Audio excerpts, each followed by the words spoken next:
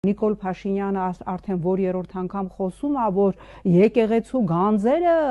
վեհափարը ուզում է տանի դուրս, պատկերացնում եք, ասենք Գեղարդը վեհափարը պահում է իր սքեմի տակ եւ ասենք, գիտեք, իրանք հասկացան, որ այս ամեն ինչը այլ քրեական գործեր հարուցելի փրիշխանազավթման համար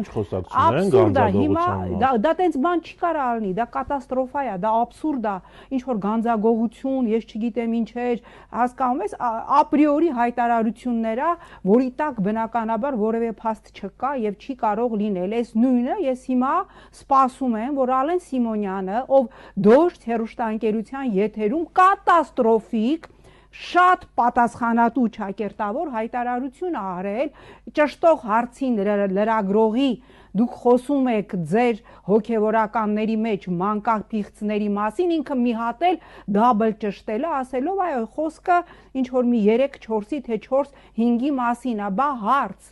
մի հատ ինչի չեք կանչում, սա լրջագույն հայտարարություն եւ լրջագույն մեղադրանք է, բա մի հատ կանչեք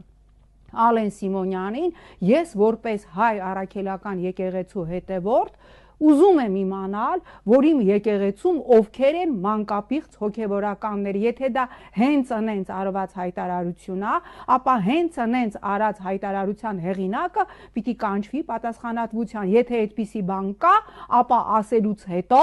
նման հարթակում հայտարարելուց հետո, որ ամբողջ աշխարհով խայտարակ ենք մենք եղել ընդհանրապես այս արշավի դեմ հայ առաքելական եկեղեցու, պիտի ներկայացվեն կոնկրետ եւ առարկայական փաստեր